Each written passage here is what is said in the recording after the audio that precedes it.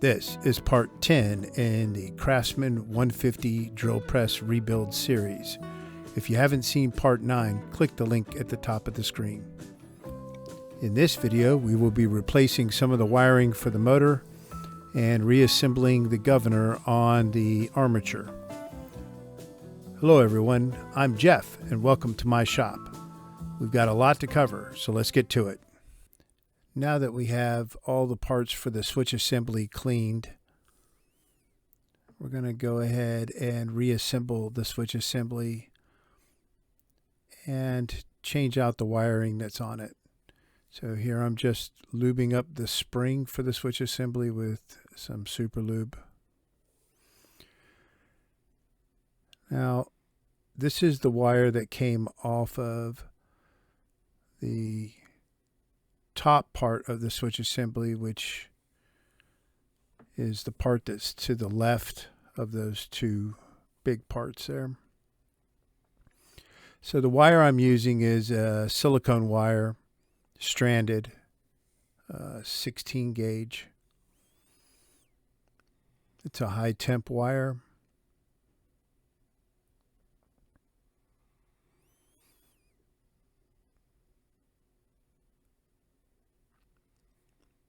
And I'm going to be soldering it to that piece that's on the left, which is the top part of the switch assembly.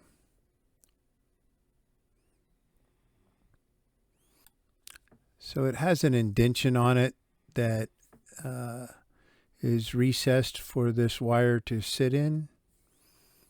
And once I've inserted the wire there, then I'm going to use a punch, and I'm just going to punch it kind of flat so it's holding the wire, crimping it basically. And then I'll be soldering it.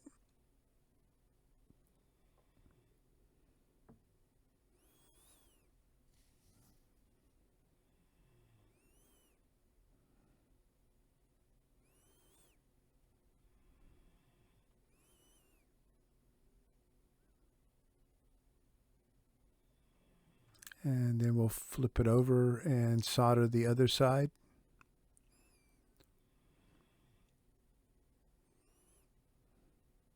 It's got a hole that goes all the way through, so you can solder it from this side as well.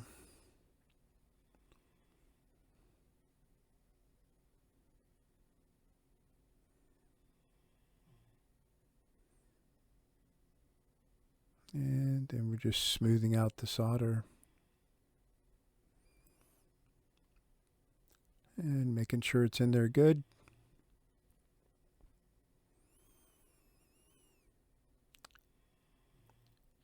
Now the two contacts, there's one on the bottom of this and then there's one on the top of the other part.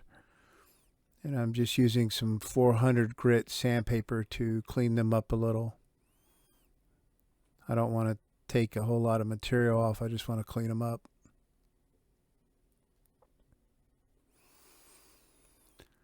Now reassembling the switch assembly is like herding cats. So you've got to put the spring in the bottom part first. And of course, you really can't fit your finger between the top and the bottom, holding the spring in place. So I'm going to use a punch. I'm going to run it through where the pin that holds all this assembly together would go. But then the front end of it has to sit under that lip. There you go. And once we've got all that, we make sure it's lined up properly and it's working.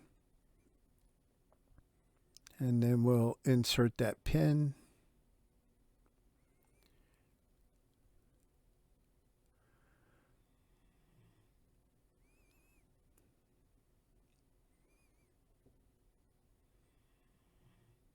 And run it through the spring and then back through the outer edges.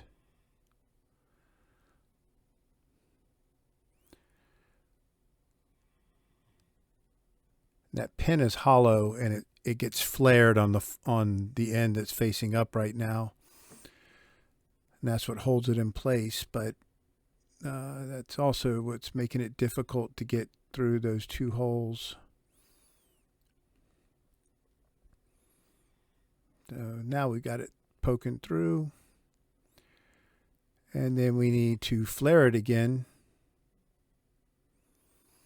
so that it won't walk out. So I'm just using a punch that's got a point on it to flare it. And there we go.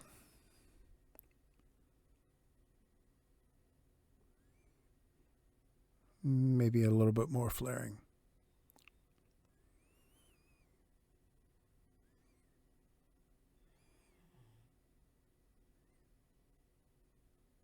And everything seems to be functioning properly. So now we need that wire for that other part, but I think I'm going to mark this wire. Yeah. So if you're going to mess with the motor and you don't have a whole lot of experience with electronics like myself, you mark the wires constantly, or mark the wires. Take pictures and mark the wires. Otherwise, you're going to be lost in the sauce. I'm no electrician, so I'm constantly lost in the sauce if I don't take the time to mark everything, take pictures, and pretty much reassemble it the same way it was disassembled. So this wire goes in that hole on the end there. And then we're going to solder it in place.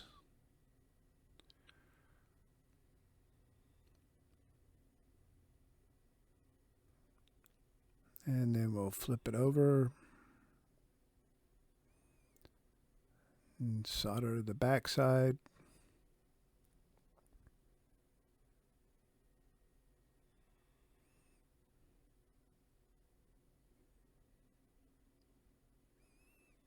And there we go.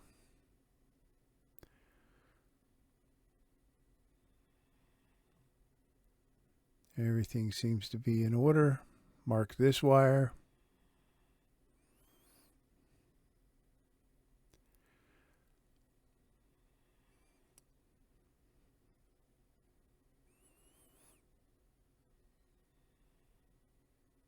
And then we've got two wires that connect to the power cord.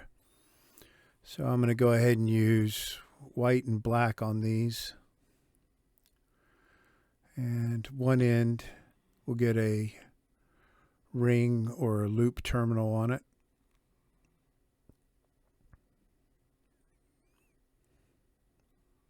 So that it can connect to the terminal bar.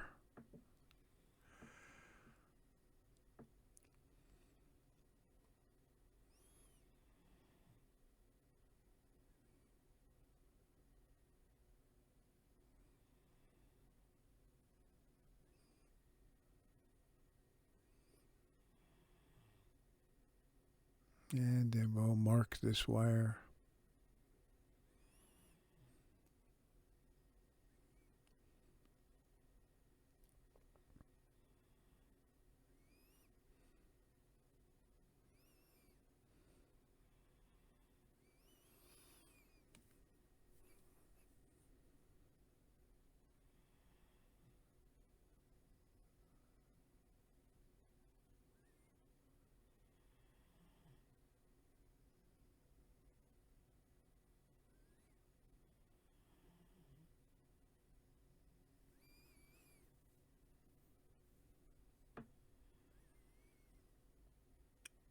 And then we have the black power wire.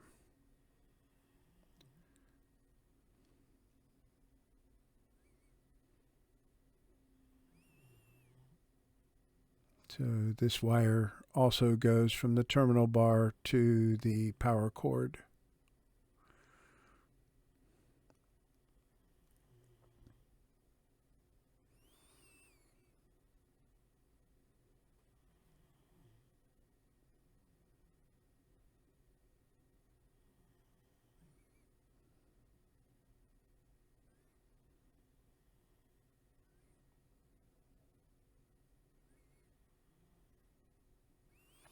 And we'll put a loop or a ring terminal on there. And then we'll mark this wire as well.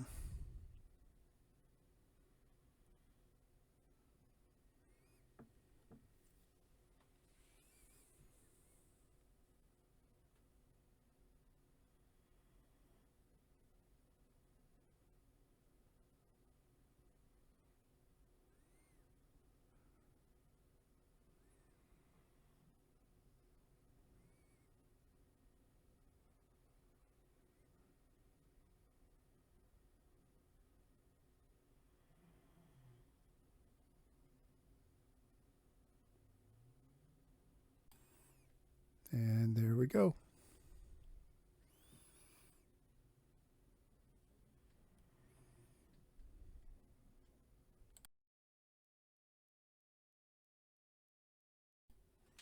Okay, going back to the switch,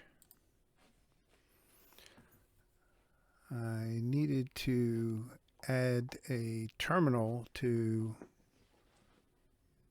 the wire that's connected to the hinge part of the switch, because this was originally soldered onto the bolt that goes into the terminal board from the bottom side.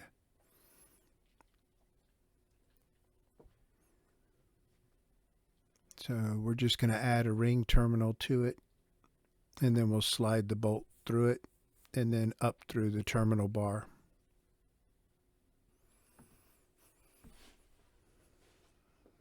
And if you hear a weird noise in the background, it's my dog chewing on a bone.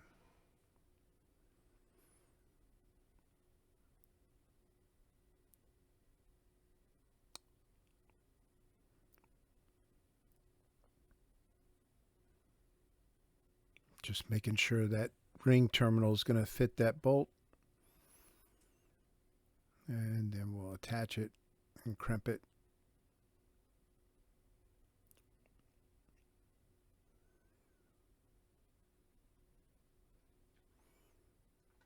And then we'll mark the wire again.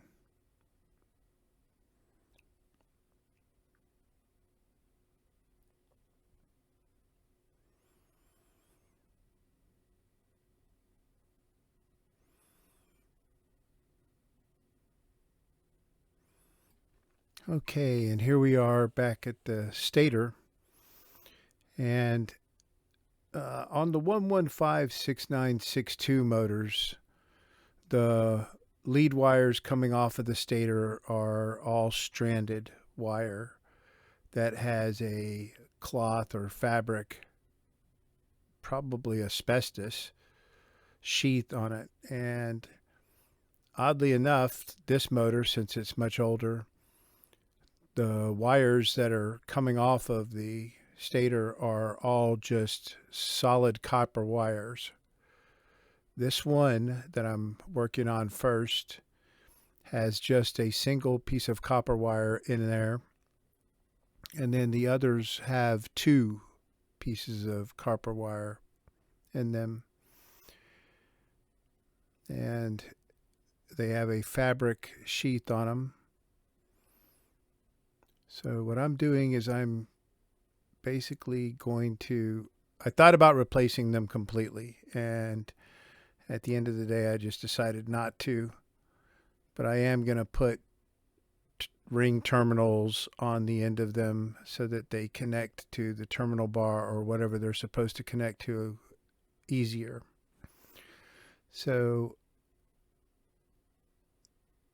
the problem is that the terminals that I have are designed for stranded wire, not solid wires. I don't have any small enough for like this single strand of wire. So the terminal is going to come right off of there even after I crimp it. See? So the way to fix this is we're going to solder the wire in place. And we can do that by having the wire protrude from the insulation that's on that terminal, that red insulation there. or we can just remove the red insulation altogether. Now I've already slid a piece of shrink tubing onto the wire itself, and that'll bridge the gap between the fabric sheathing and the terminal when I'm done. But I need to solder that terminal onto the wire before we get there. The other problem that you could run into here is when you're soldering the terminal onto the wire, you might get the heat too close to that shrink tube, and that shrink tube will just start shrinking where it's at, and that's not what I want. So I'm trying to move the shrink tube further down the wire, and I'm just going to bend the crimped section back out, and then I'm going to remove that red insulation.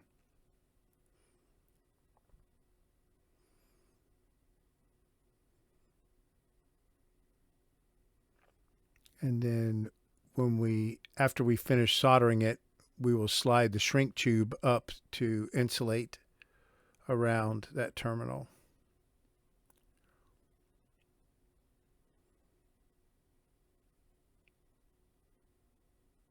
So it's not a difficult thing to do. It's just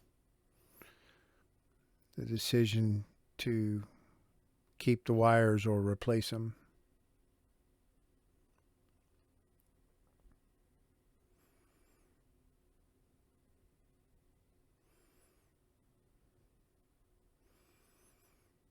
But they work just fine, and I don't want to have to.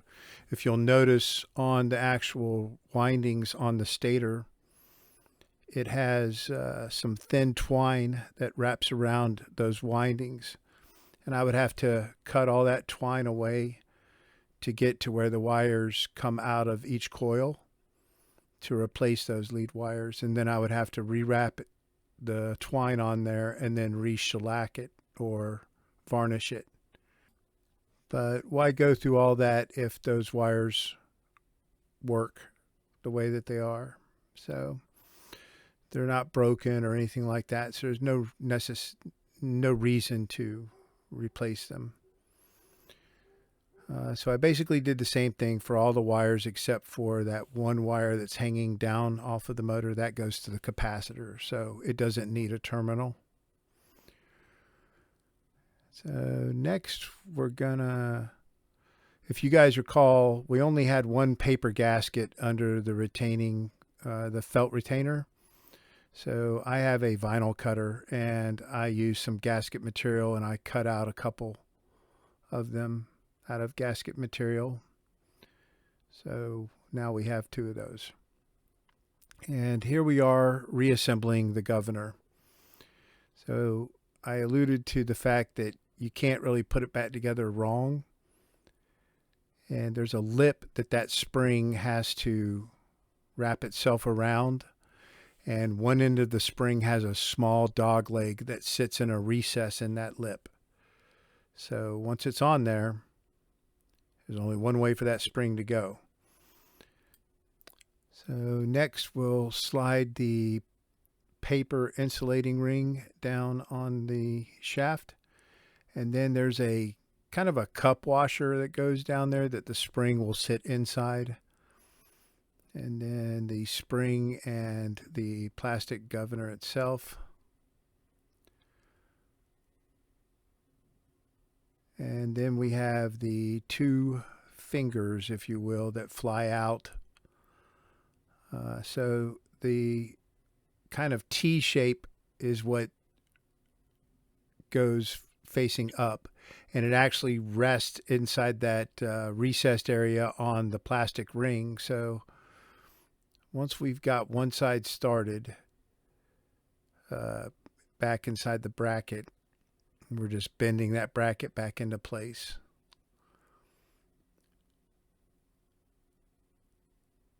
And we depress the plastic ring so that the bottom part of that T fits inside there.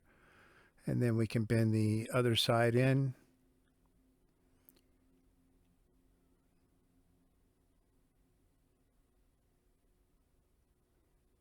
And then when we depress the plastic ring, the fingers should fly out. So now we do the same thing for this side.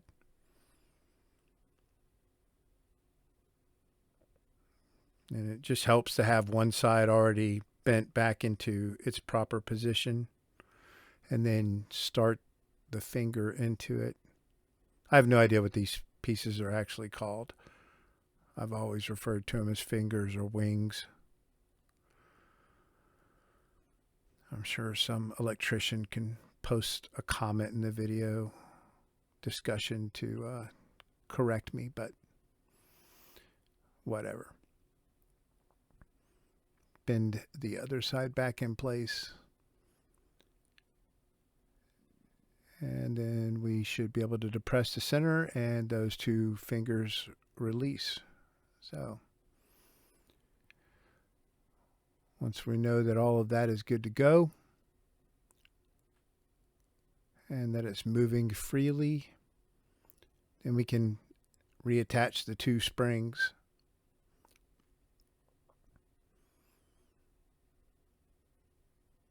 And I'm going to coat the springs in some super lube before we do that.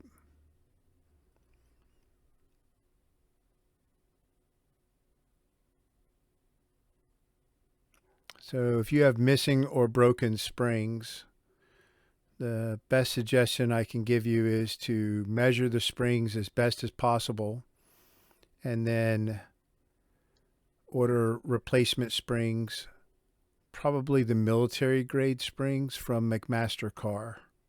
I've had to do that for motors before.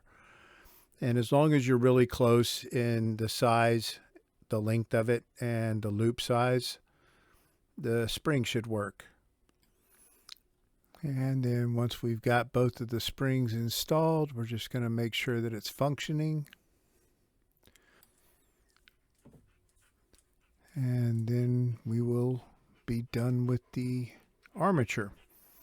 So that should wrap up this video. If you enjoyed this, please like and subscribe. If you have questions, post them in the discussion area. More videos to come soon. I appreciate all the support, and I will see you next time.